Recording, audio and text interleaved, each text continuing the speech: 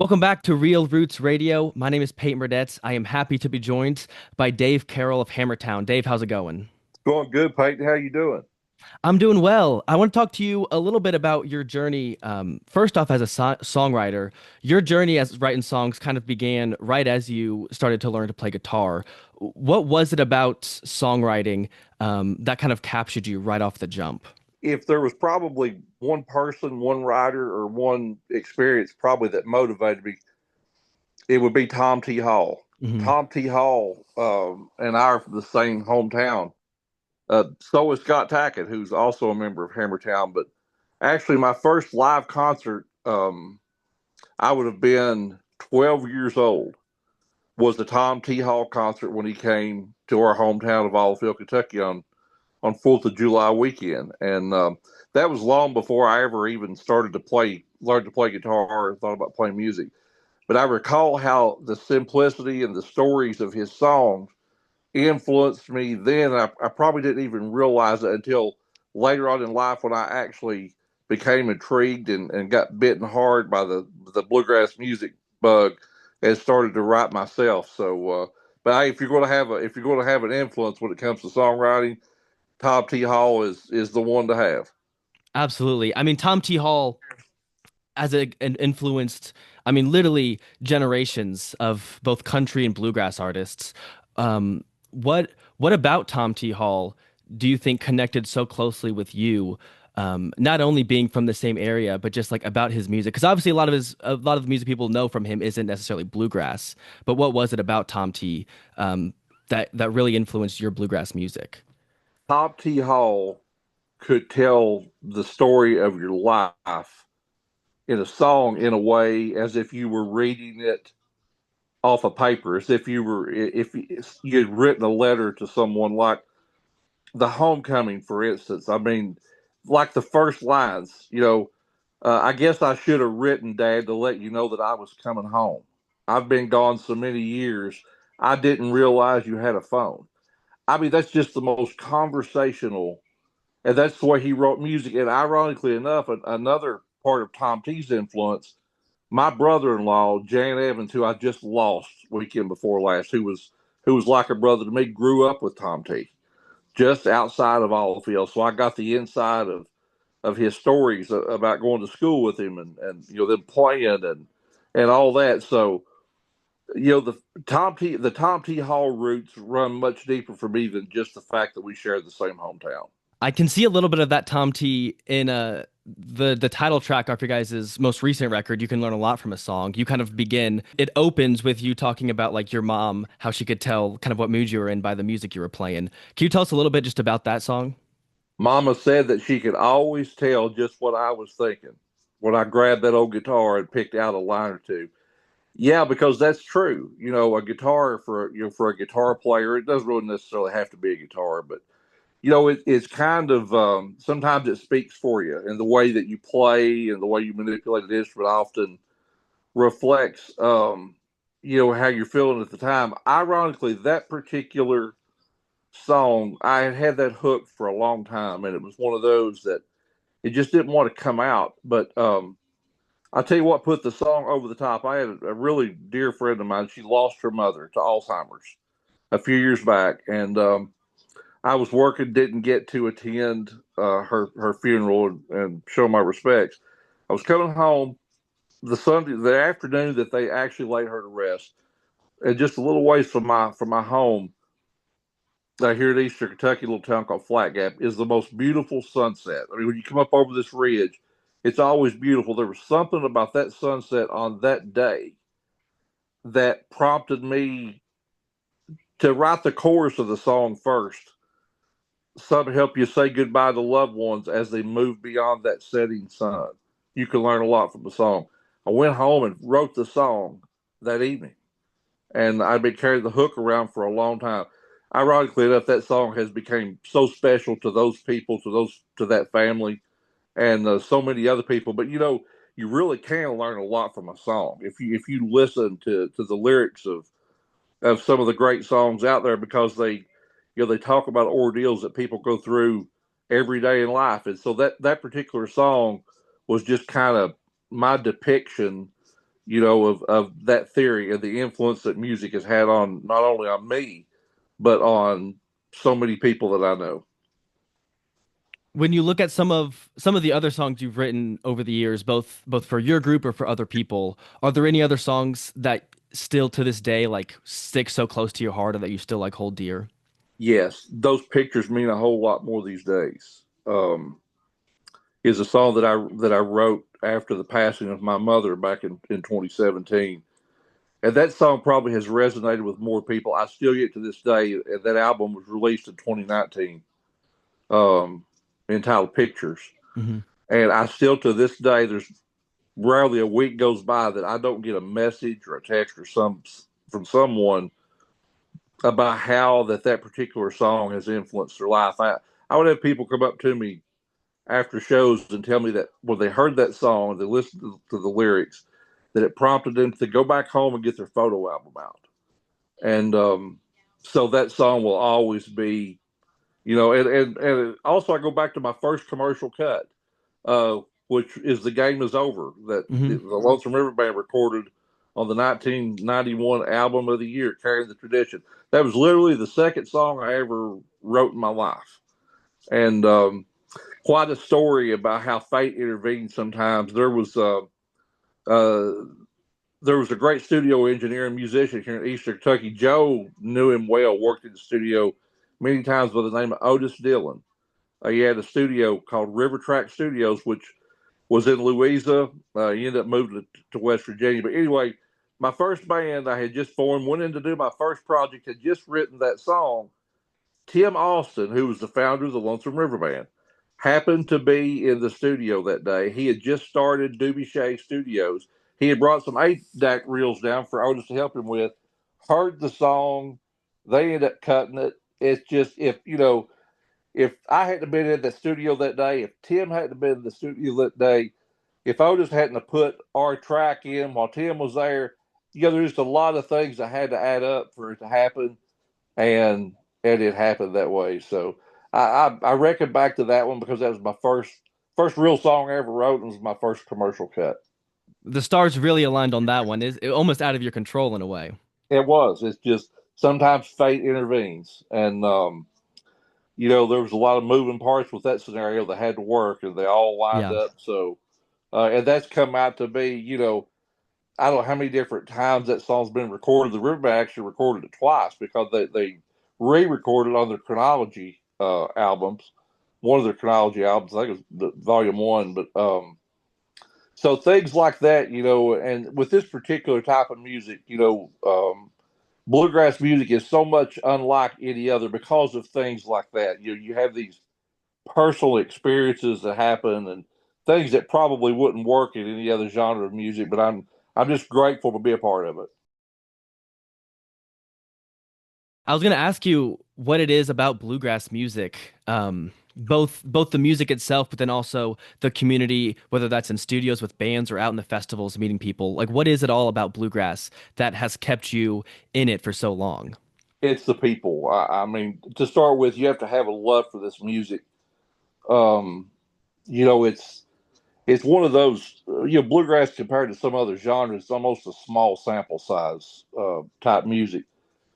The people are the most important thing, the relationships that you build. I get the opportunity to share music with my son, Chasten, who, of course, plays mandolin in the band, has for many years, played with Dan Tominski for a year. He took a season off with us, played with Dan, but it's just, there's a camaraderie.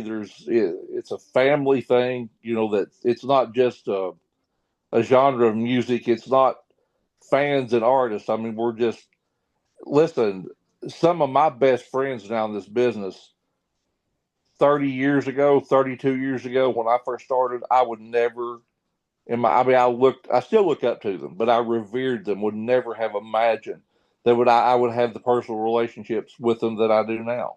And I'm just extremely grateful for that. Hammertown's catalog consists of a lot of original work. Is that something from the founding of the band you guys knew you wanted to go in that original direction, or is that something that's just kind of taken place over the course of y'all putting together these records?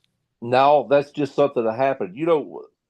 When the band formed, we weren't even trying to form a band. Scott Tackett, who plays rhythm guitar and does a lot of the lead singing for us, he had disbanded a band that he had, was starting a recording that just didn't work out. He contacted me and wanted to know if I would help him put. He said, I want to do a good solo project, something I would be proud of to leave for my family someday. Would you help?" I said, "Absolutely." So we started getting people together, and which it consisted of me on guitar, my son Chaston played the mandolin, a guy named Brett Pack from Louisa played the banjo, and Doug Burchett played the bass. And man, we got in there, and it was just one of those things. I mean, from the time that the button was pushed, man, I mean, it just, you kind of get through that first tune, and nobody really said anything. Everybody's just kind of looking around. And it was just it was a musical camaraderie when everything just lined up, everything fit, everybody heard the same thing. Long story short, we had so much fun doing that session, and we were playing. Most of us were already playing in other configurations. Scott had a few dates. He said, "Man, I've got a few dates in my old band that I need to fill. Would y'all be interested in help me fill them?" So it worked out. We did two or three. Man, things just started happening. I mean, we got contacted by a management company out of North Carolina. We got contacted by Mountain Fever Records. And so a couple of us had I had some serious decisions to make because I was in another band, another configuration. But anyway, I followed my heart. I felt like we followed the music. And here we are on the precipice of 6 albums later. We're getting ready to release new music from the sixth album. So that's kind of how that happened. The music, I wrote 4 of the songs on Scott's original project, by the way. We love traditional music. I mean, we're very traditional at our foundation, and we love traditional music, but we like creating what we call new traditional music. And we've never did that for the purpose of trying to stand out or anything like that, but it's something from a creative aspect. It's turned out to be a really good business model for us. Um, but from a creative aspect, it's just something we all enjoy doing. It's creating a new song and bringing it to life and presenting it to people. And then a few, like we've got people that sing along to our songs now, like the Moving and the Roof is Coming Down and some of those songs. So it's just really gratifying. And sometimes you never know how the chorus is going to run out when it comes to this music, but we really don't have any complaints. We've been very blessed. We've gotten a tremendous amount of support, especially grassroots support, and man, we're just really really grateful for that. We were actually up in northern Ohio this past Saturday, up close to Toledo. Oh yeah. And yeah, a place called Cary, Ohio. They had a first year event up there, and man, we had a great time up there. We love the state of Ohio and get played a lot. We've got a really good following up there. Yeah. You guys will be at the upcoming Industrial Strength Bluegrass SUMMERFEST. You guys are playing that Saturday here in Xenia, Ohio. You've been to a couple of our indoor festivals before. What has that experience been like, and do you have any memories just from your time up here in Southern Ohio? It's been my experience. Anything to do with the Mullins family and Industrial Strength Bluegrass is always a premier, extremely well ran, organized event. I mean, they've been doing it for a long time. That family, back to Paul, Moon, Joe's dad, Joe, Daniel, uh, friends with all those guys. We picked with Joe last weekend, and I told him when he came off the stage, I believe that's one of the best shows I've ever heard you put on with your band. So it's a great experience. They make it very fan friendly. We're excited about doing this outdoors. I mean, the other ones Yeah. we played the indoor fest. This is going to be a lot of fun, and I can't wait to see what they pull off because it's always a great time. It's always so well organized. It's always a great lineup of music. That's the most important aspect of it. But man, we're really looking forward to it. I know it's going to be great. We've done plenty of indoor festivals in the past. In your experience playing both indoor and outdoor festivals, what is it about an outdoor festival in the middle of summertime that really just kind of like encapsulates bluegrass and all that it is? That's the natural environment. You Yeah. know, I mean, that's just the natural environment because, you know, bluegrass music is such a grassroots music. And if you know, if you track back the history, some of the mega events that they had, you know, back in the '60s and '70s, that's really what catapulted bluegrass music. I mean, you know, I know Monroe, you know, going on the Opry, you know, in '39. I mean, that was the start of it all. But when bluegrass music really vaulted, you know, into success was because of those outdoor venues. And you look back, like some of the crowds that they had. I mean, it was like Woodstock. You know, there's a theory that Woodstock actually was inspired by an outdoor bluegrass festival. I could believe that, but you know, the an outdoor venue like that, summertime, the weather's warm. It's just it seems like the natural place to be. You get the natural ambiance of the sound, you know, in an open environment like versus an indoor environment. The fresh air, the sunshine. There's just something about it. I just feel like you know that's where they were intended to be. We love indoor venues. Wintertime, obviously, and depending on the climate, those are awesome too. But I can't wait to see what Joe and Daniel and all of them are going to do with this outdoor venue. I know it'll be great. Hammertown, y'all have 5 albums out with Mountain Fever. You guys are working on new music too, is that correct? We are actually getting ready to release the first single off of brand new album. We're doing something a little different. We're stepping out on faith this time with this. We did all 5 of our previous albums with Mountain Fever. Mark Hodges, those folks are great debt of gratitude. But we're going to exercise our own creative skills this time, and we're going to release this one on our own. All right. How about Uh, that? yeah. So we don't know if we want to come up with a self titled label or how we're going to do that yet. But we're really excited about the music that we've got recorded.